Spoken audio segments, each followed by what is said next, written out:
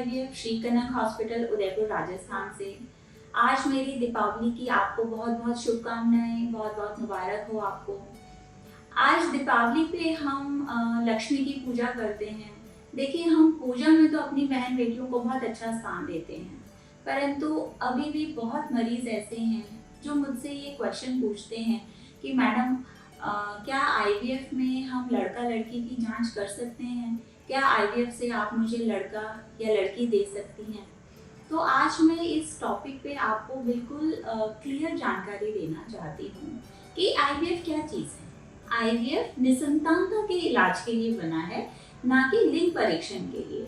जिस दंपति को संतान नहीं हो रही है, जो काम एक महिला के शरीर में होना चाहिए था, वो काम हम बाहर आईवीएफ लैब में कर रहे हैं।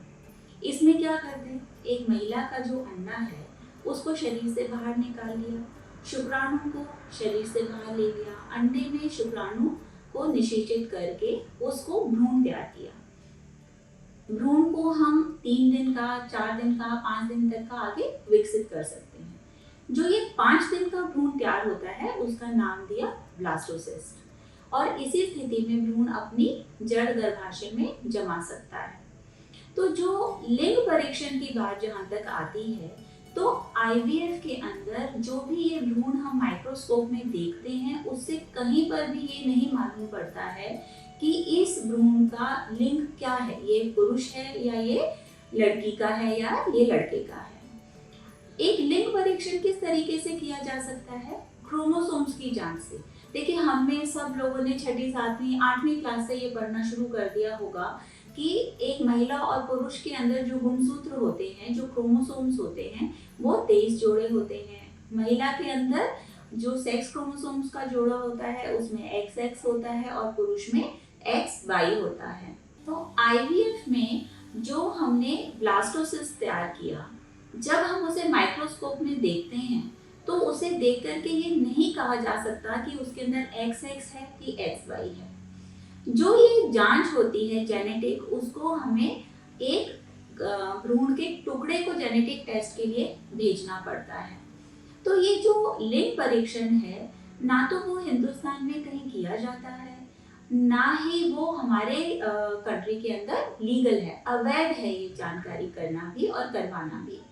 तो जो कुछ जेनेटिक डिजीजेस होती हैं, कि जैसे कि मान लीजिए किसी पुरुष के अंदर कोई वंशानुगत बीमारी है और वो ये जानना चाहता है कि क्या मेरे बच्चे में तो वो नहीं पहुंच जाएगी, या किसी महिला के अंदर वो बीमारी है जो कि बच्चे में गुणसूत्रों से पहुंच सकती, तो उसकी जांच के लिए ये जेनेटिक टेस्ट किया जाता है, जिसमें कि जो भ्रूण तैयार हुआ है उसकी कुछ कोशिकाओं को निकाल करके जेनेटिक टेस्ट के लिए भेजा जाता है। हाँ, कुछ बीमारियां ऐसी होती हैं जो पुरुषों में ही पाई जाती हैं, तो हम उनका जब बायोप्सी भेजते हैं, एम्ब्रियो की जो कुछ कोशिकाएं हैं उनको टेस्ट के लिए भेजने को एम्ब्रियो बायोप्सी कहा जाता है। तो उससे हम केवल वही बीमारियों की जांच कर सकते हैं कि क्या इस भ्रूण में वो बीमारी तो नहीं है।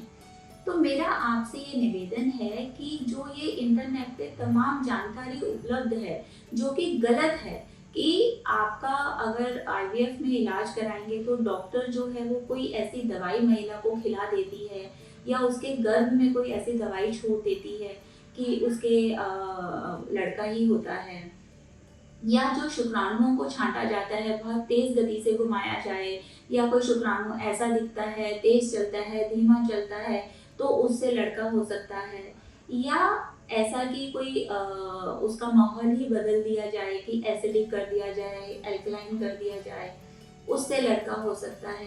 तो ये तमाम जानकारियाँ गलत हैं, इन वहम में मत पड़िए।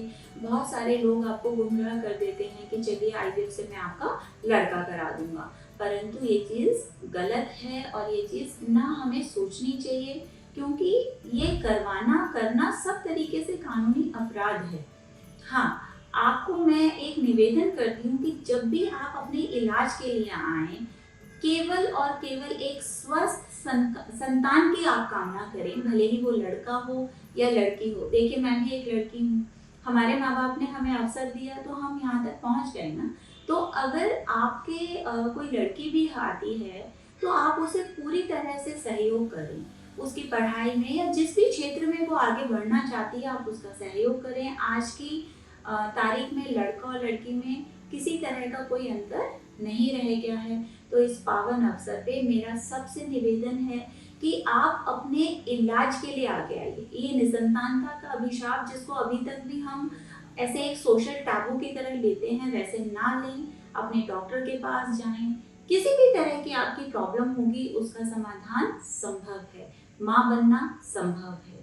कृपया आप अपने इन गलत फहमियों में, जो अपने सामाजिक लिमिटेशंस हैं, उनमें मत उलझे रहिए। आगे आइए, अपना इलाज कराइए, क्योंकि माँ बनना संभव है।